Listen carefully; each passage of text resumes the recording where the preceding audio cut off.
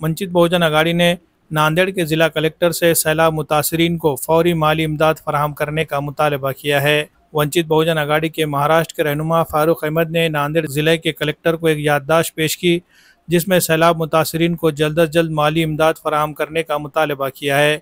उन्होंने कहा कि सैलाब के बाद इंतज़ामिया ने मुतासरा लोगों का सर्वे तो किया है, लेकिन इन्हें अभी तक कोई माली इमदाद फराहम नहीं की गई। सैलाब मुतासरीन को इस मुश्किल वक्त में अपनी रोज़मर्रा की ज़रूरियात पूरी करने के लिए फौरी मदद की ज़रूरत है। फारूक अहमद ने अपने बयान में वाज़ेह किया कि सैलाब मुतासरीन को दी जाने वाली मदद में ताख़ीर इनके मसाइल को मज़ीद बढ़ा रही है। उन्होंने खबरदार किया कि अगर इंतज़ामिया ने इस मामले में जल्द कोई ठोस कार्रवाई नहीं की तो वंचित बहुजन अघाड़ी को नांदेड़ कलेक्टर ऑफिस के सामने ज़बरदस्त एहतजाज करना पड़ेगा।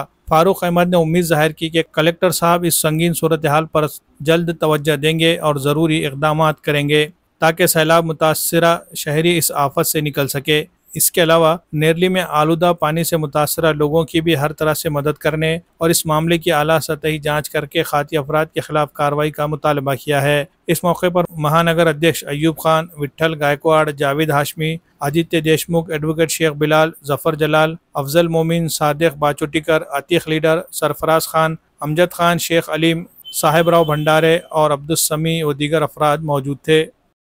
नांदेड़ ज़िले में एक के बाद एक आपदाएं आ रही हैं।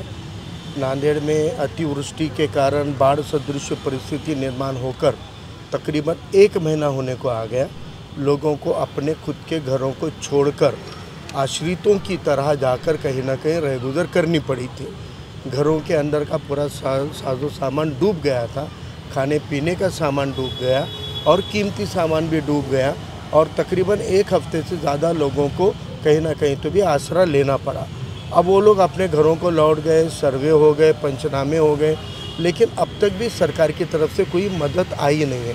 ये कहा जाता है कि चुनाव के वक्त सरकार के सभी सेंसर, सभी जज्बे ज़िंदा हो जाते हैं और 100 की जगह 125 की मदद सरकारें करती है क्योंकि उनको इलेक्शनों का सामना करना है। लेकिन ये सरकार इतनी बेमुरवत हो गई है कि यह घटना को होने के बाद मुख्यमंत्री स्तर का कोई आदमी तो आया नहीं, जबकि सैकड़ों घरों में पानी घुस गया था और बड़ी आफतें आई थी, तो कोई आया नहीं। लेकिन कम से कम सर्वे कराकर तत्काल मदद देने का काम भी सरकार नहीं कर रही है। प्रशासन की मर्यादा सर्वे करके पंचनामा करके रिपोर्ट भेजने तक होता है, निधि तो सरकार को देना होता है। और अभी बहुत हद तक पंचनामे हुए भी हैं, उसकी रिपोर्ट भी पहुंच गई है, लेकिन सरकारों ने अब तक कोई निधि नहीं दिया है। तो हमारा कहना है कि उत्तर दक्षिण के जितने परिसर हैं, श्रावस्ती नगर से जुड़ा परिसर, खड़गपुरा दुलेशा रहमान का परिसर रहने दो, गाड़ीपुरे का रहने दो, मोमिनपुरा मल्लियों का परिसर रहने दो, बिलाल नगर का परिसर रहने दो, वाजे गाँव या उधर से आतराप में नदी के किनारों की सभी बस्तियों में जहाँ जहाँ पानी घुसा था उन लोगों को तत्काल प्रभाव से पैसे देना चालू करो। और हमारी मांग है कि कम से कम 10,000 रुपये की रकम तो आपने मानवता के दृष्टिकोण से दे देनी चाहिए और 10,000 देकर जो नुकसान है वो नुकसान भरपाई अलग से देनी चाहिए। इसी मांग को लेकर हमने आज माननीय जिलाधिकारी साहब से मुलाकात की और हमने यह भी कहा है कि सभी के सर्वे हुए हैं, ऐसा नहीं है। कई एरिया के अंदर वहाँ के सर्वों में उनके नाम नहीं लिए गए, ठीक से सर्वे नहीं किए गए।